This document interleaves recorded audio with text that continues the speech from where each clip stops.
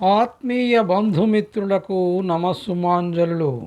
మనమందరం కలిసి శ్రీ భవిష్య మహాపురాణం గురించి తెలుసుకుంటున్నాం. శుక్లాంబరధరం విష్ణుం శశివర్ణం చతుర్భుజం ప్రసన్నవదనం ధ్యాయేత్ సర్వవిఘ్నోపశాంతయే. శ్రీ భవిష్య మహాపురాణము మధ్యమ పర్వము తరువాయి భాగము. యజ్ఞ భేదమును బట్టి అగ్నిభేదము. ఇది వేదానుసారముగా తెలుపబడుచున్నది. శతార్థమున అగ్ని వహ్ని అను పేరున, మిగిలిన శతార్థమున కాశ్యపుడుగను, మృతదీపమున విష్ణువు, తిలయాగమున వనస్పతి, సహస్రహోమమున బ్రాహ్మణుడు, 10,000 హోమమున హరి, 1,00,000 హోమమున వహ్ని, 1,00,000 హోమమున హుతాసనుడు, శాంతికర్మయందు వరుణుడు, మారణమున అరుణుడు, నిత్య హోమమున అనలుడు, ప్రాయశ్చిత్తమున హుతాసనుడు, గ్రహ సంబంధమైన అన్న యజ్ఞమున లోహితుడు, దేవ ప్రతిష్టాయాగమున లోహితుడు, వాస్తుయాగమున ప్రజాపతి, మండపమున పద్మక ప్రతిష్టయందు చలివిందలి ప్రతిష్ఠించున్నప్పుడు నాగుడు మహాదానమున హవిర్భజుడు, గోదానమున రుద్రుడు, కన్యాదానమందు గోజకుడు, తులా పురుష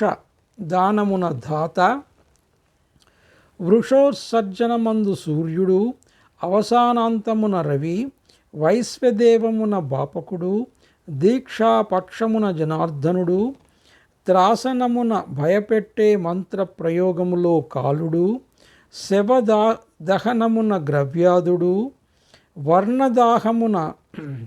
శవదాహమున గ్రవ్యాదుడు, వర్ణదాహమున ఆకులు మార్చు ఒకానొక చేతబడి అన్నమాట యముడు, అస్థిదాహమున ఎముకలు కాల్చుటలో శిఖండికుడు, గర్భాధానమున మరుతుడు, సీమంతమున పింగళుడు, పుంసవనమున ఇంద్రుడు, నామకరణమున ఉపన్యస్తమున పార్థివుడు, నిష్క్రమమున హఠకుడు, అన్నప్రాసనమందు శుచి, చూడాకర్మయందు షడాననుడు, వ్రతాదేశమందు సముద్భవుడు, ఉద్యానవన ప్రతిష్టయందు వీతిహోత్రుడు, సమావర్తమున ధనుంజయుడు, ఉదరమున జఠరాగ్ని, సముద్రమున బడబానలము, శిఖయందు విభువు, స్వరమునకు సరీసృపుడు, అశ్వమునకు అగ్ని మంధనుడు, రథమునకు అగ్ని జాతవేదుడు, గజమునకు మందరుడు,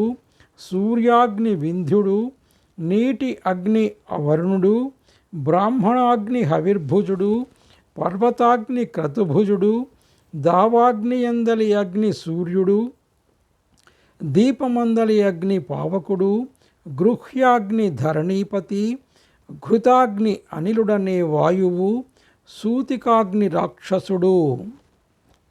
హోమద్రవ్యముల ప్రమాణము. హోమము చేయవలసిన వస్తువుల పరిమాణము గమనించి చేయవలెను. హెచ్చుగాని తక్కువగాని అయినచో హోమము వ్యర్థము.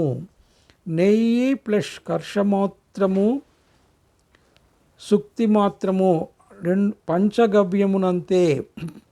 పాలు పెరుగు తేనెయునంతే. అటుకులు పేలాలు ముష్టి ప్రమాణము అనగా 8 తులములు. శర్కర అనగా చక్కెర బెల్లము 3 తోలకములు. చెరకు 1 కణుపు. ఆకు గాని పువ్వు గాని ఒక్కొక్కటి శాలూకము 3 ముష్టులు. ఇది ఒక్కటి గాని హోమము చేయవలను గాని కొంచెము కొంచెముగా చేయరాదు. మంకెన తొడిమితో హోమము చేయవలెను. కేసరము కూడా అంతే. పద్మములు జలజములు ఒక్కొక్కటిగానే చేయవలెను. జీవంతి 1 ఫలము. పిండి పదార్థముల సంఖ్య కూడా ఫలము ప్రమాణమే. వసంతకము పెద్ద ఉసిరికాయంత గాని కుడుమంత గాని. మాతులుంగము మాది ఫలము త్రిఖండకము ఒక్కొక్క ఫలము వంతున. కొబ్బరి 8 ఫలాలు, పనస 10 ఫలాలు, కూష్మాండము తామర గింజలు, ఊర్వారుకము 8 ఫలములు, గుడూచి 4 అంగళములు, మాంసమును 3 భాగములు చేసి 1 భాగము చేయవలెను. బెల్లమంత లేదా రేగు పండంత తిందుకమునంతే. సమిధ ప్రాదేశమాత్రము దూర్వ 3 పోచలు గలది. భుజపత్రము జమ్మి ప్రాదేశమాత్రము. వ్రీహులు ముష్టి ప్రమాణము. ఆవాలు సుక్తి మాత్రము. మరిచములు విమానముగా. తామరతూడు ముల్లంగి వార్తాకము 7 ముక్కలు త్రిపుషము 3వ వంతు. చందనము, అగరు, కర్పూరము, కస్తూరి, కుంకుమ పువ్వు చింతగింజంత వేయవలెను. పేలపిండి, యవపిండి హోమము చేయవలసి వచ్చినప్పుడు 3 రెట్లు నువ్వులలో ప్లవనము చేసి హోమము చేయవలెను. 10 రెట్లు హోమము జరుపవలసినప్పుడు 100 రెట్లతోనూ, 100 రెట్లు హోమమునకు 1000 రెట్లుగాను ఈ ప్లవనము చేయవలెను. ధాన్య హోమములో కూడా ఇట్లు ప్లవనము చేయవలెను. చెరకు సామాన్య సమిధలను వలనే చేయవలెను. మారేడాకు హోమము చేయునప్పుడు తొడిమి తీసివేసి చేయవలెను. తొడిమితో సంప్లవము చేసినచో ఆ ఫలము రాక్షసుడు హరించును. మారేడు దళము చిన్నము భిన్నము కాకుండా చూచివేయవలెను. ఒక వస్తువునకు 2-3 మారులు ప్లవనము చేయరాదు. చేసినచో అధోగతి నందును. శిష్యులతో కుమారులతో జాగ్రత్తగా నిధి చేయవలెను. మృదువులైన పువ్వులు, లతలు మొదలైన వానికి ఇట్లే ప్రోక్షణము చేసి హోమము చేయవలెను. పాయసాన్నము, అన్నము, మోదకము, పిండి, శాలిధాన్యముతో కలిపి చేయరాదు. అలా చేసినచో కర్మ వ్యత్యయము కలుగును. హోమములు లెక్క చిటికిన వేలు దగ్గర నుంచి కానీ వేలి కణుపుల నుంచి కానీ లెక్క పెట్టవలెను. మరియు ఒక దారము చేతి మణికట్టునకు తోరము వలె కట్టుకొని లెక్క పెట్టవలయును. శ్రీపర్ణి, సిన్సుప, బాడిద, క్షీరి, బిల్వము, ఖదిరము శృవములకు పనికి వచ్చు దారువులు. తటాకాది ప్రతిష్టలకు ధాత్రి, ఖదిర, కేసరములు ఉత్తమములు. సంస్కారములందు శశి, మారేడు, ధాత్రి వృక్షములు ఉత్తమములు. రిక్తాది తిథులను విడిచి తక్కిన వానియందు ఉపవాసముండి మాంసము మాట స్మరింపనైనా స్మరింపక మారేడు కర్రతో శుక్రస్వములు తయారు చేయవలెను. కర్ర 30 భాగములు చేసి అందు 20 అంగుళముల అగ్నికుండము యొక్క వేదికతో సమమైన ఉదరముంచవలెను. శృవము కటాహము లోతుండవలెను. ఆ లోతు ధాత్రీ ఫలమంత ఉండవలెను. అగ్నివేదిక శూర్పాకారముగానుండవలెను. దేవతేతర కార్యములందు శృవము 60 అంగుళములుండవలెను. 4 అంగుళముల వెడల్పుండవలెను. చివర గరిట వలెనుండవలెను.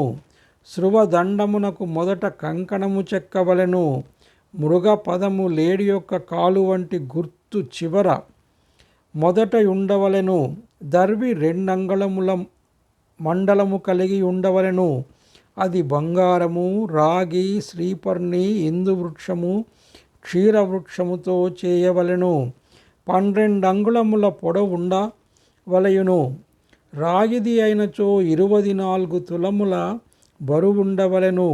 దానికి 5 అంగుళముల చిప్ప ఉండవలెను. 8 అంగుళముల కాడి, అన్నాదులు, పాయసాదులు గ్రహించుటకు వీలుగానుండవలెను. ఆజ్యాదులు గ్రహించుటకు 10 తులాల బరువైనది చాలును. బంగారము కానీ రాగి కానీ మరి ఏవి కానీ లేనప్పుడు 16 అంగుళముల ప్రమాణము గల పిప్పలి దర్వి వాడవచ్చును. ఆజ్యస్థాళి నేతి చెంబు కానీ మట్టి పాత్ర కానీ గ్రహింపవచ్చును. ఆ పైన పూర్ణ విధి క్రమము నిర్వహింపవలయును. అయత 1,00,000 కోటి హోమాదులలో ఋత్విజుల సంఖ్య మొదలగు వివరములు మూలమున చూడనగును.